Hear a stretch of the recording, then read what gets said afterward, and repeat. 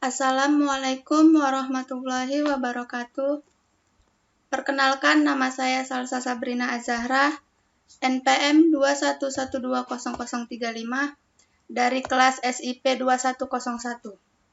Di sini saya akan menjelaskan mengenai estetika seni grafis dan sketsa. Yang pertama yaitu estetika seni grafis.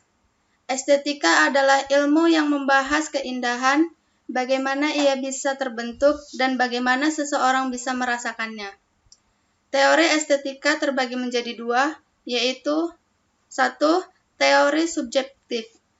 Teori yang menyatakan bahwa adanya nilai keindahan hanya tanggapan perasaan orang yang melihat karya tersebut.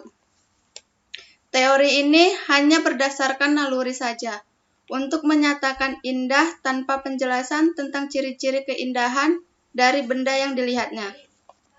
2. Teori objektif. Teori yang menyatakan bahwa nilai keindahan ada pada karya yang dilihatnya. Teori ini melihat nilai keindahan dari komposisi dan unsur-unsur pembentuk karya yang dilihatnya.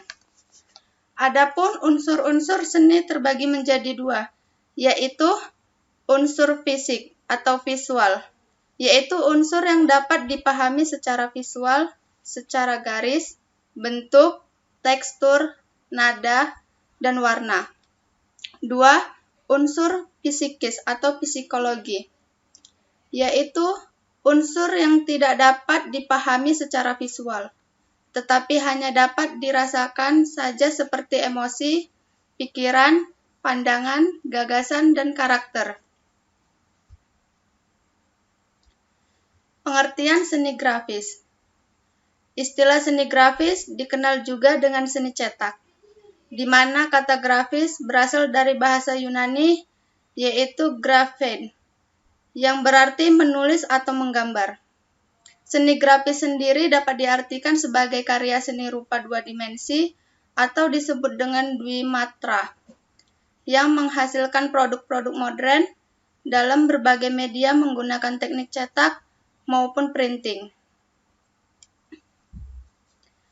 Jenis-jenis seni grafis.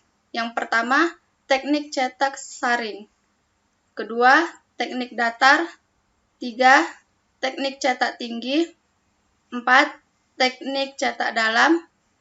5. Teknik cetak foto. 6. Teknik cetak kolagrafi. Dan yang terakhir yaitu teknik cetak stensil. Dalam pembentukan komposisi estetika memiliki 5 unsur penting, yaitu garis.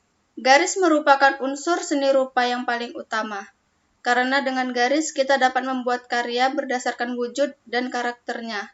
Garis dibagi menjadi dua, yaitu garis nyata dan garis khayal.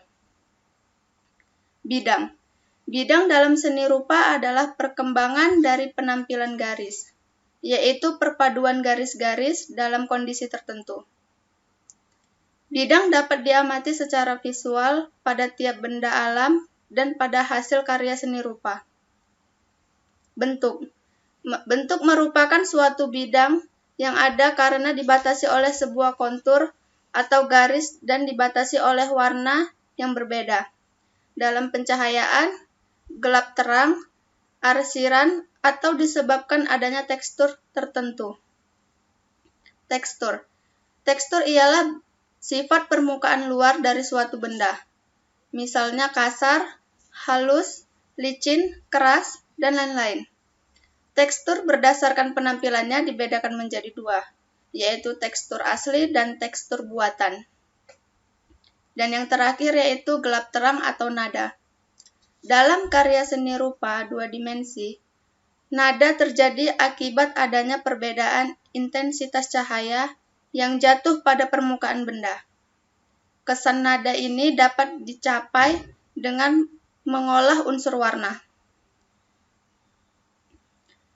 Sketsa. Sketsa adalah karya gambar yang biasanya bersifat sementara, atau gambar sederhana berupa garis besar yang dilakukan sebagai percobaan awal. Sketsa sendiri akan digunakan sebagai dasar untuk membuat sebuah rancangan. Adapun unsur-unsur pembangun dalam sketsa yaitu sama seperti dengan estetika. Yang pertama, garis, warna, bidang dan bentuk, dan yang terakhir adalah gelap terang. Adapun beberapa fungsi dari sketsa sebagai berikut. Yang pertama, seni murni berfungsi sebagai media studi, sebagai media ekspresi untuk mengungkapkan ide dan perasaan. Sebagai seni patung. Seni terapan berfungsi sebagai media perancangan awal sebelum diwujudkan dalam bentuk gambar secara lengkap. Sketsa juga digunakan sebagai perancangan awal sebuah bangunan. Busana juga dapat dimanfaatkan oleh para perancang busana untuk membentuk desain busana. Teknologi. Sketsa digunakan untuk perancangan suatu produk. Dan yang terakhir, ilmu pengetahuan sebagai alat bantu dalam penelitian ilmiah.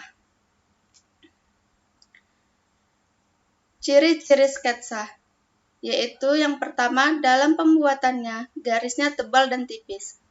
2. Dalam pembuatannya masih menggunakan pensil. 3.